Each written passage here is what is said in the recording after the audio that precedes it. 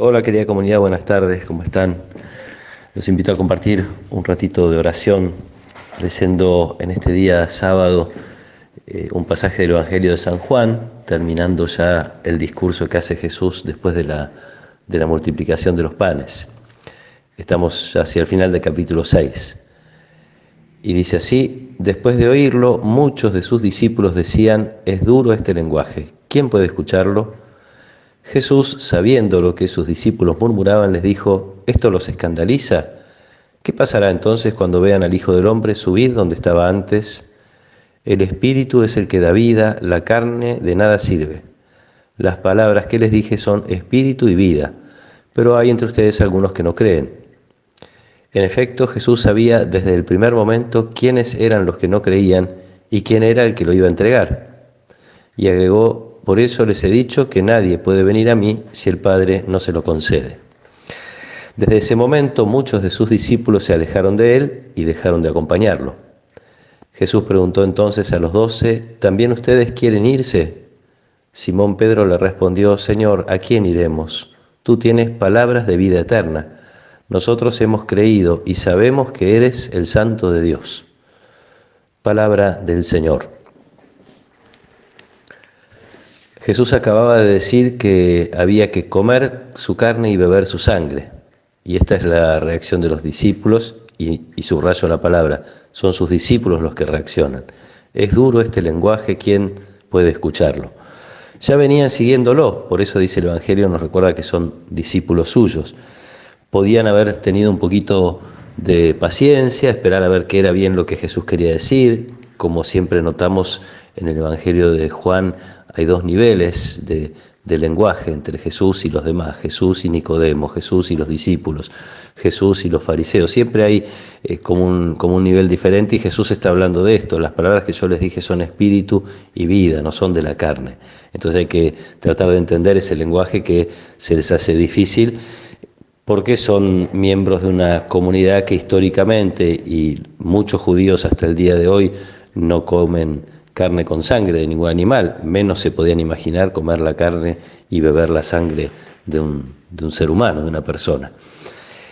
Jesús sigue entonces su camino, manifestando otra vez su mirada de la realidad y su divinidad. ¿Por qué digo su divinidad? Porque está hablando desde Dios, está hablando desde el Padre, y además tiene una de las cosas que la Biblia siempre le reserva a Dios y que para nosotros es fácil de darnos cuenta, que es que conoce el pensamiento, conoce el corazón. Así muchas veces habla la Biblia de Dios nuestro Padre. Es el que conoce el corazón del hombre.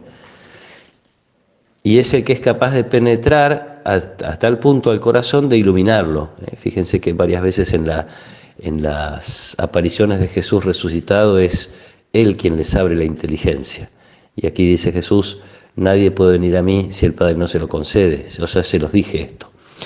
Jesús nos está invitando otra vez a reconocer esta grandeza que es recibir su carne y su sangre. ¿Por qué? Y vuelvo a lo anterior, ¿por qué los judíos no comen la carne con sangre o no beben la sangre de los animales? Porque en la palabra de Dios dice que la sangre es la vida del otro y uno no tiene que apropiarse de la vida del otro. En definitiva, lo que Jesús les dice, nos dice, es: ustedes van a tener que recibir mi vida. Y esto es lo que a veces nos cuesta entender, no porque no queramos, sino porque es tan grande pensar un Dios que se hace hombre y que con esa carne consigue después en el pan de la Eucaristía y en el vino que es su sangre entregarnos efectivamente su vida. Y acá hay un momento muy lindo de la intimidad de Jesús. Después de que muchos discípulos lo abandonan, se da vuelta, se dirige al pequeño grupo de los apóstoles y les pregunta: ¿ustedes también se quieren ir?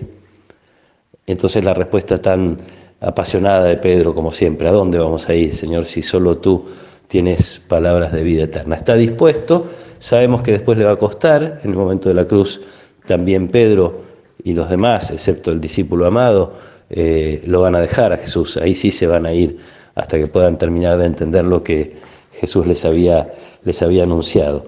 Pero me parece bueno, ahora estamos en la víspera de celebrar el Día del Buen Pastor, aquel que viene para darnos vida y darnos en abundancia esa vida, que le pidamos a Dios este regalo de iluminar nuestro corazón, de iluminar nuestra vida con esta certeza y este misterio que siempre nos cuesta penetrar y que siempre podemos seguir profundizando, que es la presencia de Jesús en la Eucaristía, este Dios que nos da su vida.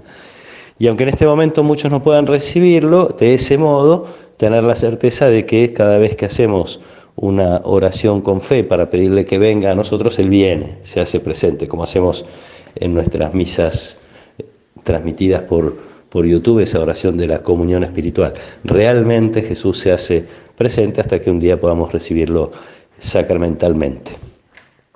Le pido a Dios que nos haga este regalo, que nos abra hoy la inteligencia, el corazón, que nos haga gustar este regalo inmenso de la presencia de Jesús, de la vida de Dios derramada en el corazón de cada uno de nosotros, que nos dé la fidelidad, la fortaleza, la pasión de Pedro, la fidelidad después de los otros discípulos que finalmente aceptan el lenguaje de Jesús, aceptan su palabra y lo siguen hasta el fin, al punto de ser después testigos incansables de ese amor que descubrieron, que les llenó el corazón.